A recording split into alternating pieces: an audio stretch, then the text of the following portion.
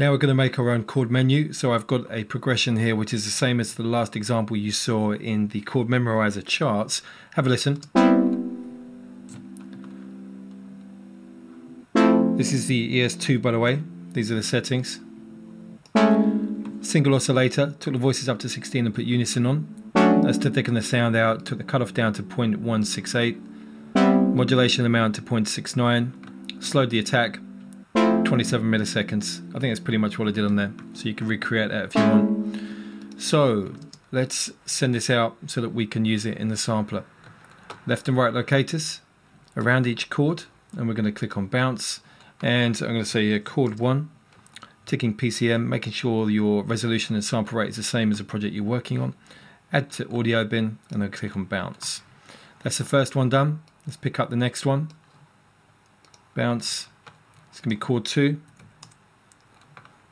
Next one over. Bounce again. Chord 3. Next one.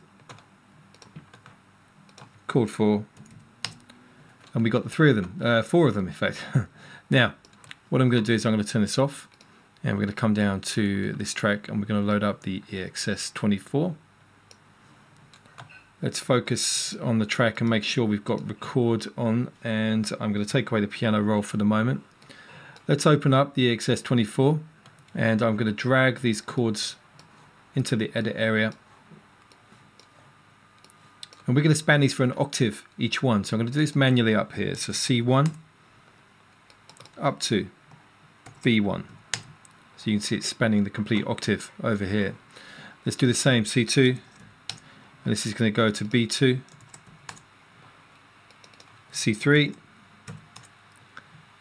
to B3, and then C4 onto B4. What I'm going to do though also is I'm going to set the root key, the key that the actual sample is at originally. I'm going to place this somewhere in the middle, so about F. And so to do this, you come up to this area here. So I'm going to do F1, come down to F2, F3, and then F4. So that's sorted. Let's save this. So yep, I'm going to save that. I'm going to give it a name, chord menu. So that's saved.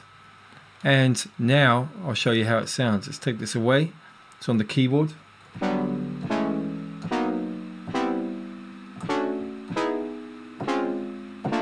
That's the first octave, then you can flip up.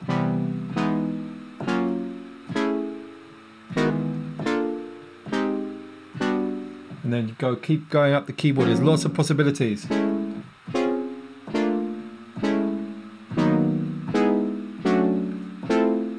So real kind of nice deep house flavor there coming from that chord menu. So you can see the possibilities.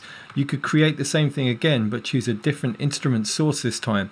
Lots of possibilities there, but it means that you can then trigger this over a beat, and it's a lot easier than having to remember where all those chord placements are, and then of course the transposing of those chords as well, which is the other factor. That's the extra depth that we've got here compared to the chord memorizer.